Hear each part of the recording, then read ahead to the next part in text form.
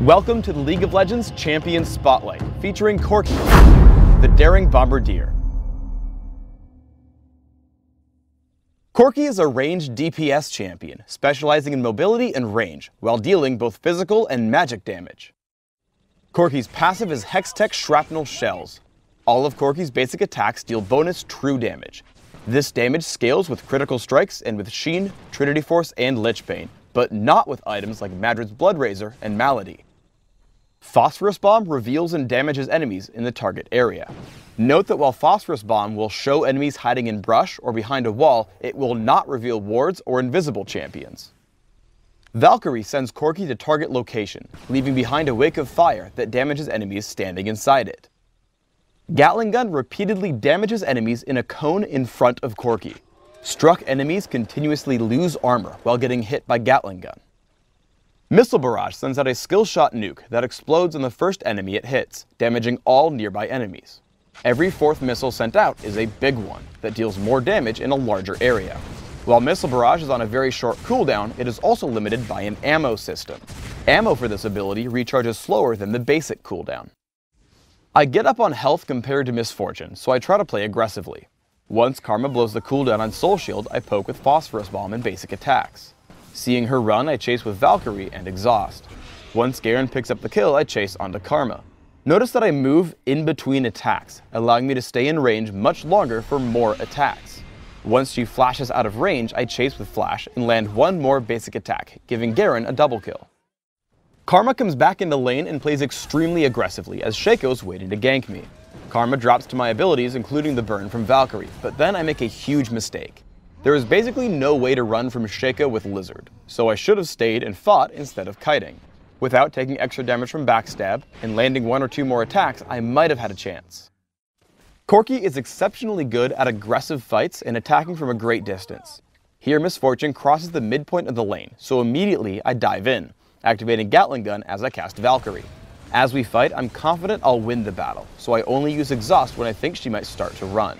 She burns Flash, but thanks to the slow, Garen catches up and we get the kill. I get into a teamfight in mid, immediately pushing for Shaco, who has the Lizard buff.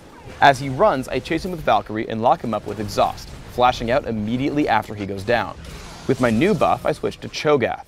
I turn to evade Feral Scream and dodge away from Rupture. I continue to kite him with the Lizard buff until he runs away. I chase him down and get into position to land two more shots from Missile Barrage. Then my team chases him and cleans up the kill in our jungle. In a new game, I'm facing an aggressive Jax in lane. Corki has great sustained damage early game, so after he jumps in, I fire back, getting him extremely low. About 40 seconds later, I see him still lurking around, so I Valkyrie into range, flash after him as he runs, and take him down with Phosphorus Bomb. As Katarina chases me, I exhaust her and run until she finally turns around.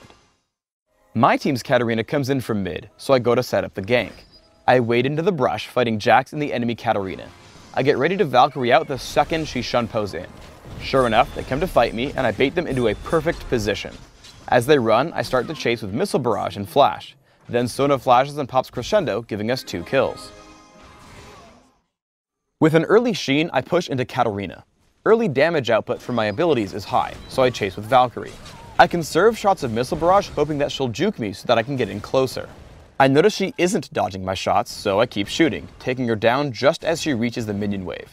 She probably could have dodged that last shot by ducking into the minions, but if she had juked around earlier, I'd have just gotten into range for more attacks and easier shots.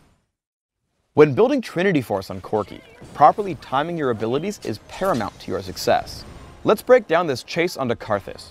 I Valkyrie in, which gives me a Trinity Force charge, and I deal a ton of damage. Now the cooldown on Trinity Force is back. Watch what happens. I shoot a basic attack, then start to cast Missile Barrage. Trinity Force applies to attacks already in the air, and Trinity Force charges attacks at the beginning of spells, not after they finish casting. I have the Trinity Force charge for about 1/10 of a second, picking up the kill on Karthus when the Missile Barrage lands. In one final teamfight, I see Jax heading over to kill Sona. I run to intercept, slowing him with the Lizard buff in Trinity Force. Jax jumps on me and we trade blows before I Valkyrie out once Katarina shows up to grab the kill. Immediately after, Garen shows up. Again, I try to kite with Lizard and Trinity Force, but once Gangplank hits Cannon Barrage, I have to flash out. The distance allows me to safely kill Garen.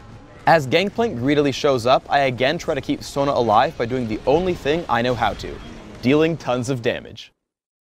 For runes, I take armor penetration marks, flat armor seals, flat magic resist glyphs, and flat damage quintessences.